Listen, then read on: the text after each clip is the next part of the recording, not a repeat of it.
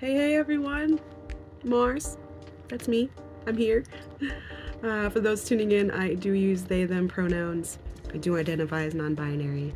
And so I kind of just like to start off with that, just to remind people that we do have other spokesmodels on our campaign that use varying pronouns, if any pronouns at all. So, hello. So I'm here for another question of the month. It's March. It's getting warm. And so this month we were asked, has our HIV factored into our decision to have kids? Yes. Yes, it has. For those who are just tuning in to my story, having been born HIV positive, I was born in 1988. I'm 34.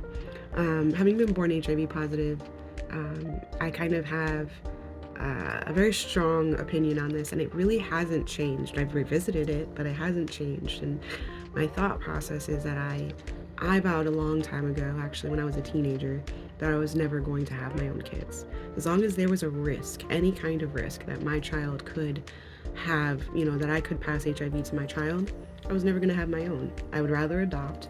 I'd rather adopt, honestly, like a middle-aged kid, like a 10 to preteen, 10 to 17. Like, I'm okay with that.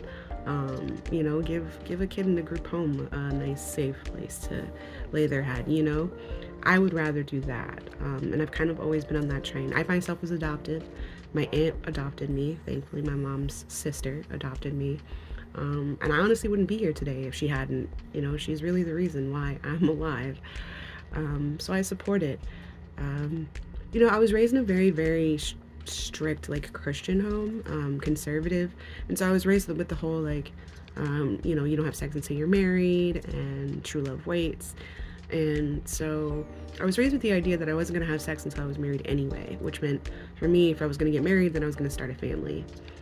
And I don't know, I just kind of, didn't really think that far ahead. I've honestly just recently started thinking that far ahead. But yeah, I would never want to put a kid through what I had to go through as a kid. I know, medically things have come a long, long way, but like, there's just certain things that, side effects and things like that from medications and any kind of treatment that it just, I wouldn't want to put my kid through that. And so I know statistically now they do like a whole like panel of testing for pregnant people so that, they know whether or not you have any kind of like STI or anything like that going into it. So then they can treat you, at the right time, so that way when you are birthing the baby, there's no transmission from there, as well as being conscious of it from a breast milk perspective and things like that. And so, I would rather adopt.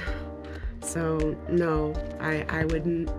It definitely has factored into it, because I've still, after all of this time, one, I've never had sex with a cisgendered male, and I'm okay with that, because statistically, before U equals U, undetectable means untransmittable.